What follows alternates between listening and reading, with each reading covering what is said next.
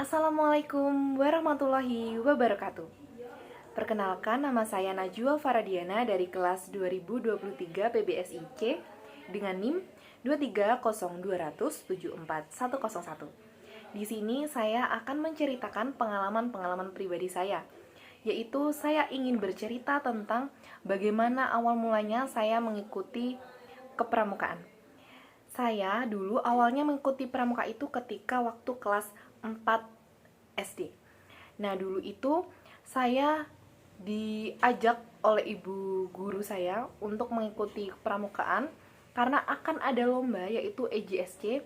Mungkin bagi teman-teman yang sudah pernah mendengar atau pernah mengikuti EJSC sendiri, saya akan menjelaskan beberapa makna dari EJSC. EJSC adalah East Java School Challenge, di mana anak-anak pada waktu itu, anak-anak SD, mengikut sertakan diri untuk mengikuti lomba pramuka. Itu diadakan di Kabupaten Tulungagung. Banyak sekali pengalaman-pengalaman yang saya dapat dari pramuka waktu ketika saya kelas 4 SD. Saya dibimbing oleh kakak-kakak pembina yang tingkatnya lebih atas daripada saya, yaitu kakak-kakak pembina SMP. Saya kala itu berpikir, wah enak ya jadi orang dewasa, wah enak loh, ternyata mereka bisa ini, bisa itu. Setelah itu menginjak bangku SMP, saya mencoba meneruskan apa yang membuat saya senang, yaitu mengikuti organisasi kepramukaan. Ternyata sangat menyenangkan karena di lingkungan pramuka waktu saya SMP sangat support. Mereka, teman-teman saya juga senang karena pada waktu itu belum ada HP ya. Sudah ada HP tapi belum semarak sekarang ini. Jadi pada saat itu ketika saya SMP, banyak sekali teman-teman saya mengikuti pramuka, ekstrakurikuler pramuka di SMP. Bahkan pemecah rekor di angkatan pramuka saya SMP. Wah, keren dong, keren banget. Tapi di SMP mengikuti pramuka itu tidak hanya belajar tentang materi kepramukaan. Mengapa saya berkata seperti itu? Karena saya mengalami sendiri.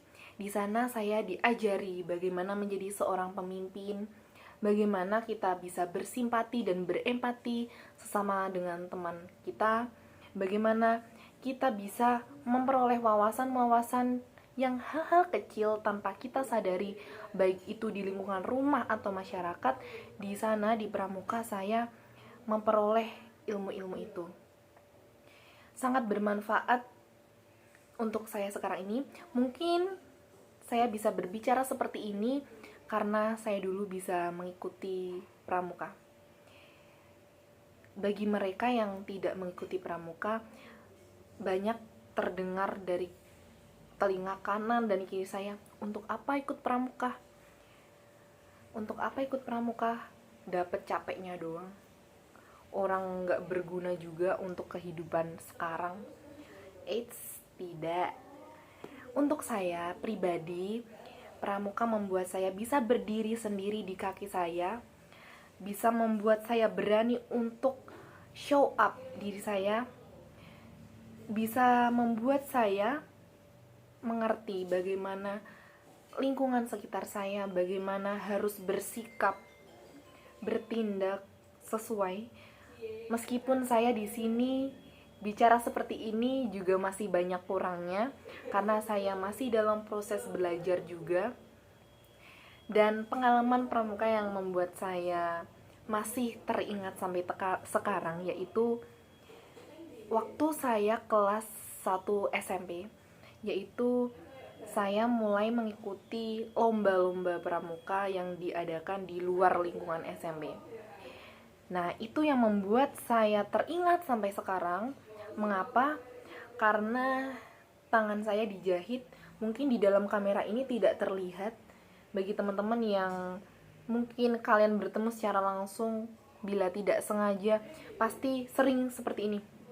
Kamu percobaan bunuh diri. Soalnya di sini, di bagian sini, di sini, soalnya di bagian sini dan sini adalah nadi. Jadi hampir sekali mengenai nadi saya. Pasti teman-teman berpikiran, Kenapa kok bisa sampai seperti ini? Saya akan klarifikasi di sini ya. Saya bisa seperti ini karena ulah saya yang jahil dan banyak tingkah. Maklum, anak-anak SMP memang masih aktif-aktifnya ya bun. Jadi ya seperti itu. Kala itu, pada waktu itu, ketika hendak memasuki waktu maghrib, waktu itu memang sakral ya, hampir maghrib itu memang sakral. Jadi saya berbicara seperti ini karena saya sudah mengalami sendiri. Mungkin bagi kalian teman-teman saya, sering ibu atau ayahnya atau nenek-neneknya, kakek-kakeknya bilang jangan keluar waktu maghrib, karena itu memang benar waktu yang sakral. Karena saya mengalami sendiri kejadian itu. Mengapa? Karena dulu pada waktu hampir memasuki maghrib, saya jahil dengan teman saya. Saya mau mengagetkan teman saya di ruang kelas dengan menempelkan tangan saya di kaca. Tapi saya tidak mendorongnya. Saya cuma menempelkan saja tangan saya. Terus saya bilang gini, "Bah," supaya teman saya yang di kelas itu kaget atas kehadiran saya. Tapi naasnya saya sendiri yang terkena musibahnya. Mungkin karena musibah itu adalah pelajaran untuk kita, karena tanpa musibah kita tidak dapat memetik hikmah di belakangnya. Seperti itu. Baik, saya lanjutkan klarifikasi saya. Kemudian kaca itu pecah. Kata pembina saya mungkin itu karena suara saya yang terlalu lantang dan kacanya yang terlalu tipis. Kemudian pecah, tangan saya sebelah sini saya masih ingat sekali, bolong ya teman-teman. Ini bolong dan tulangnya itu hampir terlihat. Saya gini-giniin tuh tulangnya ikut gerak, terlihat seperti itu. Saya tidak shock, tidak menangis. Shock dikit, tapi nggak apa-apa. Tidak menangis, cuma heran saja, kenapa tangan saya bolong? Mungkin itu adalah hasrat yang langsung ada ketika kita terkena musibah, namanya juga shock sih ya. Terus saya mencoba untuk tidak pingsan, tapi tidak pingsan juga. Alhasil kemudian saya dibawa ke puskesmas terdekat di SMP saya. Saya di sana langsung dijahit. Saya melihat dengan mata kepala saya sendiri bagaimana tangan saya dijahit oleh ibu dokter. Jahitannya saya lupa pada waktu itu. Yang pasti ibu saya dikabari menangis di telepon dan shock berat karena anaknya yang jahil ini terkena musibah. Seperti itu. Jadi, dan waktu itu ketika mengikuti lomba, tangan saya dalam keadaan dijahit dan rasanya sangat sakit sekali. Tapi tidak apa-apa, cuma kalau dibuat gerak agak ketarik, ya namanya juga dijahit ya. Itu adalah pengalaman berharga bagi saya sendiri, karena kapan lagi ikut lomba dengan tangan yang dijahit, ya kan? Nah, seperti itu. Itu awal mula bagaimana saya mencintai pramuka. Kemudian banyak sekali lomba-lomba yang saya ikuti. Alhamdulillahnya juga ada yang dapat juara. Kala itu pada waktu SMP saya diajari baris berbaris seperti yang saya sampaikan di awal tadi. Alhamdulillah saya diberi amanah untuk menjadi seorang danton. Di sana saya belajar bagaimana harus menjadi seorang pemimpin yang sigap dan sesuai pada tempatnya.